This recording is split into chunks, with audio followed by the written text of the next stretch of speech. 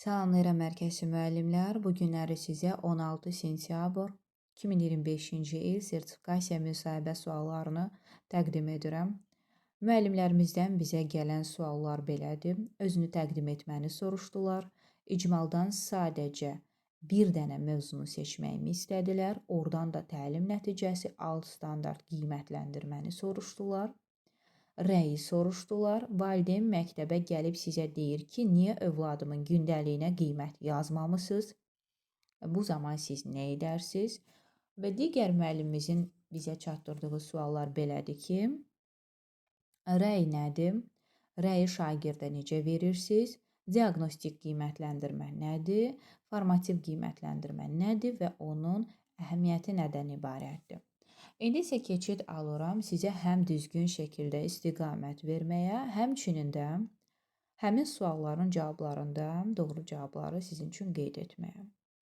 Özünü təqdim etmə əlbəttə səlis şəkildə qeyd olunmalıdır. İnsan özünə aid olan faktları mükəmməl, səlis nitqlə, normal orta səs tempi ilə bildirməsə, bu orada düzgün şəkildə qəbul edilməyəcək. İcmaldan sadəcə bir dənə mövzu seçməyimi istədilər. Bu nə gözəl bir haldır ki, sizə seçimi buraxırlar və buradan təlim nəticəsi, alt standart qiymətləndirmə. Gəldi çıxdıq əsas məqama. Müəllimlər diqqət eləyin ki, sizə yazılıb verilən icmallardan 4 dənə, 5 dənə, 3 dənə alt standart qeyd oluna bilər. Onların hər birindən 2 dənə təlim nəticəsi çıxarıla bilər. Siz orada deyərkən bir dənə alt standart seçib bir dənə məqsəd deyirsiniz. Ya 2 dənə alt standart seçib hərəsinin bir dənə məqsədini deyirsiniz. Sizə yazılıb verilən icmallar o demək deyil ki, orada mütləq 3 dənə, 4 dənə alt standart verilibsə, hərəsindən 4 dənə məqsəd çıxarılıbsa, siz hamısını deməlisiniz. Və yaxud da qiymətləndirməni soruşanda. Qiymətləndirməni soruşanda biz əsas təlim nəticəsinə əsasən çıxardığımız meyarı qeyd edirik. Meyarı 4 keyfiyyət səviyyəsi üzrə göstəririk. Və yaxud da məsəl üçün fizikada məsələ həll etmə var, izah etmə var, şərh etmə var. Bu kriteriyalara əsasən şagirdləri qiymətləndirərkən 4 keyfiyyət səviyyəsi də nəzərə alınır. Bu məqamları qeyd edirik. Və özünüzü itirməyin, həyəcanlanmayın ki, aman Allah, orada alt standart soruşulub əzbərdən. Bir dənə hər mövzunun bir dənə alt standartını əzbərləyin. Hər mövzunun bir dənə təlim nəticəsini, həmin standartdan çıxarılan təlim nəticəsini öyrənin. Yetərlidir. Çünki 45 dəqiqə üçün elə bir dənə alt standart, bir dənə məqsəd yetərlidir ki, onu tam şəkildə reallaşdıraq. Rəyi soruşdular və həmçinin də bayaqları dedim ki, digər müəllimə də deyiblər, rəy nədir? Rəyi şagirdə necə verirsiniz? Rəyi şagirdə necə verirsiniz? Rəy nədir? Rəy şagirdin inkişafını təmin etmək üçün ona göstərilən istiqamətdir. Həmin istiqamət sadəcə istiqamət vermir, öncə şagirddə özünə inam, özgüvən yaradır, onu pozitivliyə kökləyir və gələn dəfə bunu daha yaxşı yazması üçün, bir daha bu səhvləri etməməsi üçün düzgün istiqamət göstərir. Rəy verərkən biz müxtəlif rəylər veririk. Korrekt edici rəy veririk, konstruktiv rəy veririk, motivə edici rəy veririk, təsvir edici rəy veririk. Yəni bunlar əlbəttə hər biri məqamında verilməlidir. Rəy vaxtında verilməlidir, rəy həssaslıqla verilməlidir, rəy xüsusi şəkildə verilməlidir. Rəy şagirdə məqsədini aydın şəkildə göstərib, həmin belə deyək, səhvi bir daha etməməsi üçün düzgün yol göstərməlidir. Yəni, spesifik, dəqiq, düzgün, aydın, nəyi, necə et, nəyi təkrarla, nəyin üzərində işlə. Bax, bu şəkildə. Rəyi necə verirsiniz deyəndə isə biz deyirik ki, rəy verərkən ola bilər biz korrekt edici rəy verək. Əgər səhvi anındaca belə deyim, yerindəcə həll ediriksə, anındaca o səhvi korreksiya ediriksə, bu artıq korrekt edici rəydir. Amma biz gələn dəfə bunu düzgün yazması üçün, bir daha belə səhvlər etməməsi üçün bu zaman konstruktiv rəy veririk. Keçid alırıq və effektiv rəy forması da elə konstruktiv düzgün rəy formasıdır. Konstruktiv istiqamətləndir, motivə edici, təsvir edici, korrekt edici. Sonra keçid alırıq digər məqama və verdiyimiz rəyi də həmin meyarlara əsasən qiymətləndirəndən sonra həmin rəyi şagirdin gündəliyində yazırıq. Formativ qiymətləndirmədə 5, 6, 7, 8 və belə şagirdi qiymətləndirmək və rəyi həmin gündəliyə yazmaq olar. Amma biz nə deyirik? Formativ qiymətləndirmədə biz bütün şagirdləri qiymətləndiririk.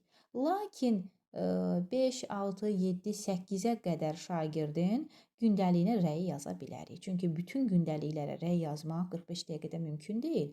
Amma bütün şagirdləri sual-cavabla, yoxlayaraq, tapşırıq nəticəsində praktik təcrübə ilə öz bildirdiyi fikirlərə əsasən hamısını biz qiymətləndiririk. Lakin gündəliyə 5, 6, 7, 8 dənə şagirdin gündəliyinə rəyi yazmaq olar. Gələn dəfə isə digər 8 dənə şagirdin gündəliyinə rəy yaza bilərik. Valideyn məktəbə gəlib sizə deyir ki, niyə övladımın gündəliyinə qiymət yazmamısınız? Biz bu zaman bax gəldik çıxdıq həmin məqama. Əgər söhbət formativ qiymətləndirmədən gedirsə, diaqnostik zaten potensialı müəyyənləşdirir. Diaqnostikin nəticəsini biz valideynlə şifahi şəkildə bildiririk və həmçinin də valideynə də istiqamət veririk. Formativ qiymətləndirmədə vacib deyil ki, mütləq şəkildə gündəlikdə rəy olsun. Əlbəttə ki, mütəmadi olaraq bu rəy gündəliyə yazılmalıdır, amma hər gün rəy yazılması da düzgün bir məqam deyil. Çünki formativ şagirdin inkişafını təmin edir, şagirdin biliyi bacarığa çevirməsini göstərir və həmçinin də biz həm valideynə, həm şagirdlərimizə bir şey açıqlayırıq. Qiymət xatirinə oxumaq yox, mən bugün neçə aldım, nə aldım, hansı rəyi aldım deyə yox, əksinə mən bugün nə öyrəndim, mən bugün hansı bacarıqlara sahib oldum, mən bugün nə dərəcədə özümü inkişaf etdirə bildim. Bax, bu istiqamətdə yönəlməliyik. Və biz valideynə də formativ qiymətləndirmənin necə aparıldığını, hansı məqsəd daşıdığını, şagirdinin övladının inkişafını necə təmin etdiyimizi, onun burada necə rolu olduğunu izah edirik, onu maarifləndiririk, müəyyən məqamlara açıqlama gətiririk və düşünürük ki, belə hallar bir daha baş verməz. Summativin isə nəticəsi zaten gündəlikdə qeyd edilir və hər bir müəllim də bunu vaxtında qeyd etməlidir. Keçid alırıq digər suala. Digər sualda deyir, diaqnostik qiymətləndirmə nədir? Şagird potensialını müəyyənləşdirir, şagirdin meylini, marağını müəyyənləşdirir, şagirdin digər xüsusiyyətlərini üzə çıxarmağa kömək edir və həmçinin mövcud bilikləri aktivləşdirib, yeni biliklərə nə dərəcədə hazır olacağını göstərən bir qiymətləndirmədir. Müəllimin planlaşdırmasını düzgün qurması üçün aparılan bir qiymətləndirmədir. Şagirdlərə düzgün istiqamətdə yanaşıb, təlimi düzgün şəkildə qurmağımız üçün bizə istiqamət verən, kompas rolu oynayan bir qiymətləndirməmizdir. Nəticəsi müəllimin qeyd dəftərində şagird portfeliosunda saxlanılır, şifahi şəkildə yazılı formada müxtəlif vasitələrlə aparıla bilər, iş üsullarına BIB və klaster. Lakin yazılı formada aparılması daha önəmlidir ki, şagird portfeliosunda öz əksini tapa bilsin və hər an şagird ora baxa bilər və valideyn də bunu biləcək ki, onun övladı hansı istiqamətdə inkişaf etdi. Rəsmi qiymətləndirmə hesab edilməsə də diaqnostikin aparılması tədris ilinin əvvəlində, bölmə bəslərinin əvvəlində, məktəbi sinifi dəyişdikdə, yarım illərin əvvəlində mütləq aparılmalıdır. Formativ qiymətləndirmə nədir? Şagird inkişafını təmin edən, səmərəliliyi artıran, daim fəaliyyəti izləyən, şagirdin bütünlüklə idrak səviyyəsinin yüksəlməsi üçün çalışan bir qiymətləndirmədir. Bunun adı qiymətləndirmə olsa belə, şagirdin bilik, bacarıqlara sahib olduğu bir məqamdır. Və demək olar ki, uzun müddətli qiymətləndirmə olub, şagirdin bütün bilik, bacarıqlara sahib olmasının əsas rol oynayan bir qiymətləndirməsidir. Müəllimlər, düşünürəm ki, çətin suallar verilməyib. Özümüzü çox üzməyə, həyəcanlandırmağa ehtiyac yoxdur. Hər bir insan özünə güvənməlidir, özünə inanmalıdır. Niyə də mən bunun öhdəsindən gəlməyim? Niyə də mən oxuduqlarımı öz sözlərimdə ifadə edə bilməyim?